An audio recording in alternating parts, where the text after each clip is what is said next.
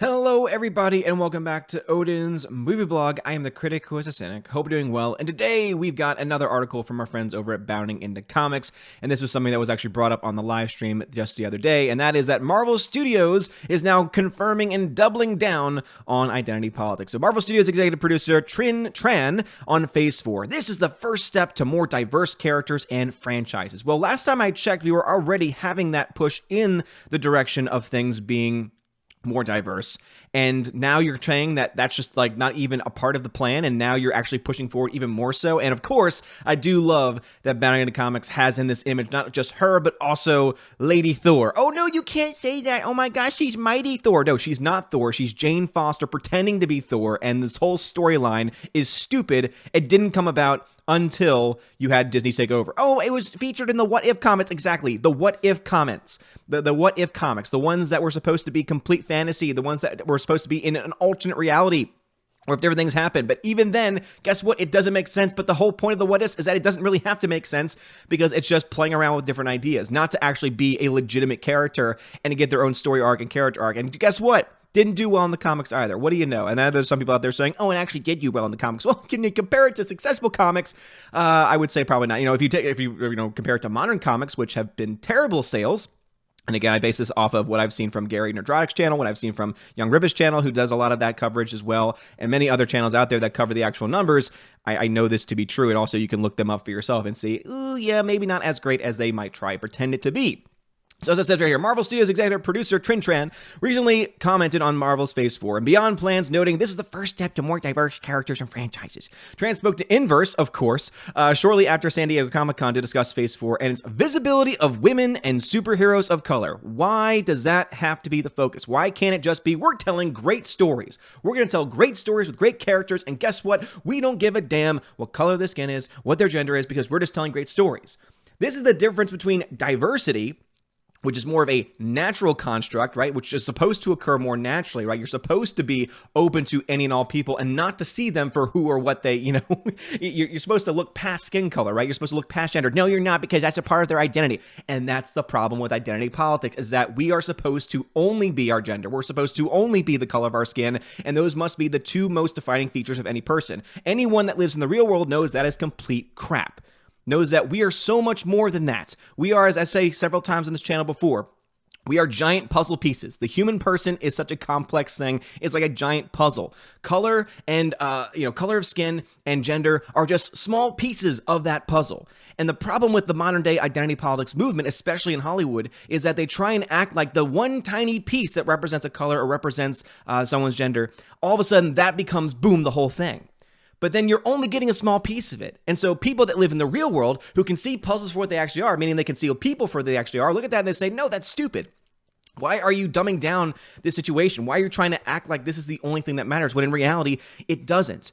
And that's the difference between actual diversity and what we call forced diversity. Because what they're doing right here is forced diversity. They're not doing this because people are asking for it. They're not doing this because, oh my gosh, it's just, it's just going to happen naturally, and we're just going to cover the characters that people want to see, and we're going to tell the stories that are really interesting. They're saying, no, guess what? We need more women.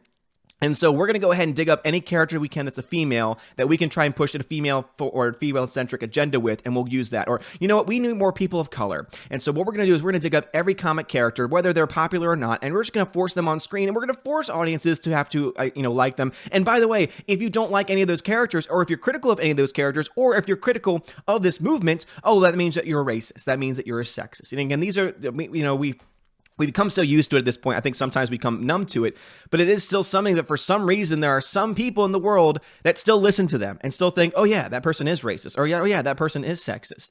All because they're being critical of forced diversity, all because they are forcing these things down our throats instead of letting things occur naturally, instead of saying, we're going to tell a great story. Okay, great. What's the story about? Oh, it's a story about a person that's having to overcome all these obstacles. Perfect, great.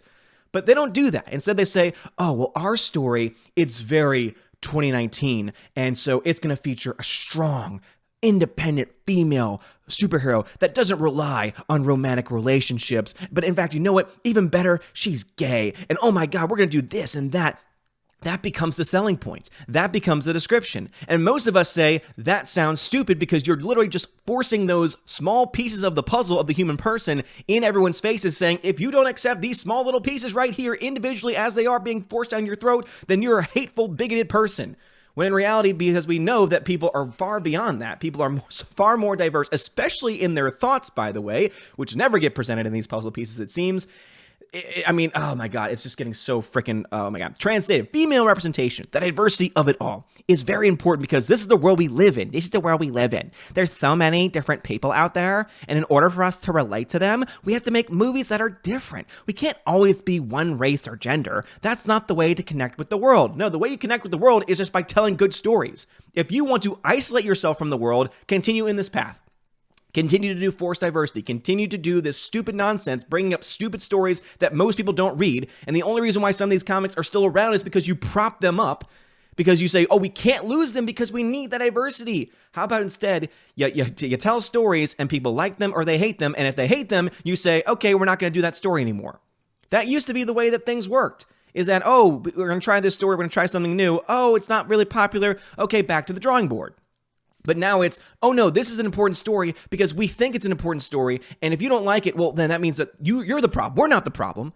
You know, our storytelling's not the problem. Oh, Captain Marvel, oh, if you didn't like it, that's just because of your inherent white privilege sexism. That's the reason why you didn't like it. It has nothing to do with the fact that the story was poorly written, or the fact that the CGI was crap, or the fact that Brie Larson couldn't act her way out of a paper bag in that film. I mean, no. That has nothing to do with it. You're just a hateful, bigoted person. And when you start to really pick this apart, and when you start to actually realize what they're trying to do, where they're basically not just saying, oh, we're going to, make more diverse characters, and we're going to, try and, tell better stories, and we're going to try and improve the writing, etc. And we're not going to leave anyone out. If someone is the best for a job, it doesn't matter what their race or gender is, we're going to bring them in. That's what actual diversity is, right? That's what actual equality is we're not going to judge you for the color of your skin. We're not going to judge you for your gender. If you're the best person for the job, we're going to hire you. Which means if you're the best person for the job and you're female, boom, you got the job. If you're the best person for the job and you're a person of color, boom, you got the job. But for some reason, there's been some loss in translation where people think that, no, that's not the way the world should work. No, we should force it down everyone's throats. If you don't like it, well, that means that there's something wrong with you. We're fine. Our stories might suck, but no, our stories don't suck. Our stories are great, but it only is going to appeal to a small audience. Yeah, the only audience that those stories are appealing to are people that are insane and stupid as you are. That's really what it comes down to. Trying to go on to explain, she's excited about the upcoming Black Widow and Shang-Chi films because noting these 4 films are just the first step in Marvel Studios. So talking about that one. So this is the first step to more diverse characters and franchises. I'm hoping for more down the line. We have so many characters in the Marvel Universe. It's a matter of picking which ones make sense to the MCU. How about you pick the ones that people actually want to see on screen, whether they're white or not. Not picking and choosing random characters, including things like Miss Marvel, for example, that is not a popular character in the comics. It is not a popular character in general, but somehow you're going to try and prop up and say, oh, we're going to make those stories because of the fact that it happens to be a female woman of color who happens to be Muslim. Oh my gosh, no, that's great. That's wonderful. We're going to push it down your throats. Oh, you don't like it? Oh, you're just a hateful person. That's the world we live in now. And it's really sad because instead of us getting good stories with great characters, we're being shoved. Like all this stuff is just being shoved down our throats, shoved in our faces. And of course, there's more to the article, and I always recommend Bounding Comics because they are a really great site. But what are y'all's thoughts about this? Honestly, having an actual executive producer from the studio come out and try and push this nonsense, try and push this agenda-driven nonsense, just makes me even happier that I've given up on the MCU. It makes me happy that, especially after Endgame and the crap that was in there, I've just decided just to check out of it completely. Now, of course, because I'm a movie channel and because I know that there's still a lot of people out there that have not really caught on yet, I'm going to still watch these movies whatever means necessary, whether that means just buying a ticket to another movie, allegedly, and then going in to watch those, or finding a way to watch it on my Fire Stick, allegedly. The reason why I'm doing that is because I think it's important for us not to just simply say, oh, these movies are bad. You know, it's like that person that tries and say, oh, this movie's terrible. I never saw it, but it's awful. Or like the people that talked about the Dave Chappelle special who never saw it and said, oh, well, my friend was offended. Okay, I don't care if your friend was offended because that means that you still have no valid opinion on it because you have not seen it. To me, your opinion on a movie or a TV show can only be valid if you actually see it. Which is why I will sit through some of the worst movies. I will sit through some of the most woke films ever. Because unless I sit through it and watch it and see it and actually can dissect what's going on in it, I have no ground to stand on. That's why I do badmouth things like Captain Marvel. That's why I do badmouth things like Endgame, because I actually saw them. I sat through them. I understood what they were trying to do. That's why I crap on Toy Story 4. And some people don't like that I crap on that movie. Some people don't like that I crap on these things. Some people don't like it. But then again, I am the critic who is a cynic. What were you expecting? I start off every single video the same exact way. I am a cynical person, and so I'm going to look at things through a cynical lens. If you don't like that, hey, there's plenty of other shill channels you can go to out on the internet that's going to tell you all the positive things that you want to hear. But if you want to hear things that are grounded in reality, if you want to hear things that are grounded in the truth, you can stick around. Anyway, thanks so much for watching this video. If you like this video, smash that like button, give us a subscribe, it helps us a lot. You are all amazing and beautiful people. Have a wonderful day, and as always, God bless.